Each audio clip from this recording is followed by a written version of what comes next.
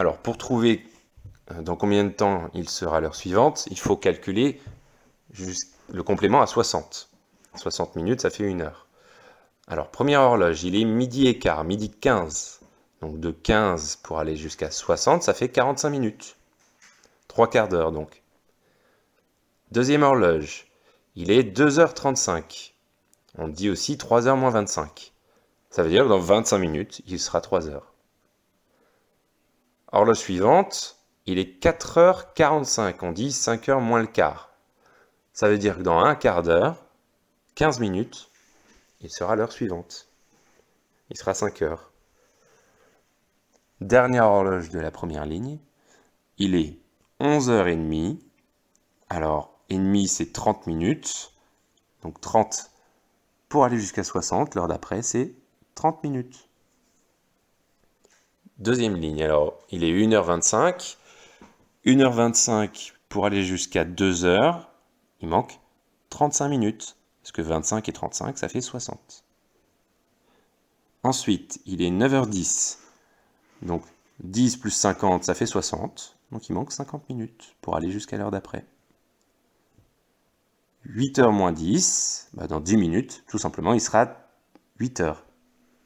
Et la dernière horloge, il est 7h25, donc 25 plus 35, ça fait 60 minutes. Donc il manquait 35 minutes pour arriver jusqu'à 8h. Alors, combien de minutes sont passées depuis l'heure précédente? Alors cette fois, on demande combien de minutes sont passées depuis 10 heures. Là, il est 10h30, 10h30. Ça veut dire simplement, il y a 30 minutes de passé. Deuxième horloge. Alors, il y a 1 pour l'aiguille des heures. Ça veut dire qu'on est l'après-midi ici, puisqu'il y a indiqué en dessous combien de minutes depuis 13 heures. Alors, 13 heures, c'est 1 heure de l'après-midi. Donc là, on voit qu'il y a 50 minutes de passé. Après, combien de minutes depuis 16 heures? 16 heures, c'est 4 heures de l'après-midi. Donc là, on voit qu'il y a 10 minutes, l'aiguille des minutes, 10 minutes de passé depuis sa position tout en haut sur le 12. Combien de temps depuis minuit? Alors minuit, c'est quand l'aiguille des heures est sur le 12. Alors là, on voit que depuis 40 minutes sont passées depuis minuit. Combien de temps sont passés, combien de minutes sont passées depuis 11 heures? Là, il est 11h15, donc c'est 15 minutes, 11h15. Depuis 7 heures, il y a 15 minutes de passé, il y a un quart d'heure. 7 heures, c'était quand l'aiguille des minutes était tout en haut sur le 12. Donc là, ça fait 15 minutes de passé. Et combien de temps est passé depuis 4 heures? Alors, c'était quand l'aiguille des minutes était tout en haut sur le 12. Là, on voit qu'il y a 45 minutes de passé. 3 quarts d'heure. Voilà. Exercice suivant, 3. Indique quelle heure pile est juste avant. Alors, avant 7h16, c'est 7h, tout simplement. Avant 4h07, c'est 4h. C'est quand l'aiguille des minutes est tout en haut. Donc, elle n'a pas encore commencé son tour. 22h36, avant il y a 22h, donc 10h du soir. 19h56, juste avant il y a 19h, 7h du soir donc.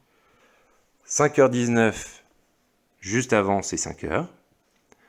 Et avant minuit 58, enfin 00h58, ça peut être soit minuit, enfin c'est minuit, tout simplement. Indique quelle heure pile suit 7h16. Alors, après 7h16, il y a 8h.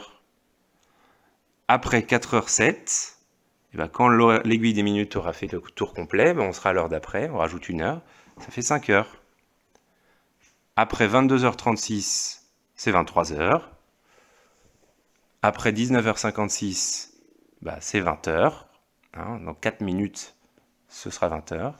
Après 5h19, ce sera 6h. Et après minuit 58, si on rajoute 2 minutes, on arrive à l'heure d'après, ça fait 1 heure. Alors, dernier exercice. Alors, on te donne l'heure qu'il est. Première ligne, il est 16h07. Pareil, c'est la même chose. Dans combien de temps il sera 17h? Donc, on complète. jusqu'à 60. D'accord? Donc 7 minutes plus 53 minutes, ça fait 60 minutes. Ça fait l'heure d'après, 17h. D'accord? Donc c'est des compléments à 60. 6h19. Alors on a 19 minutes pour aller jusqu'à 60. Il en manque 41. Donc 41 minutes, il sera l'heure d'après, il sera 7h. Etc.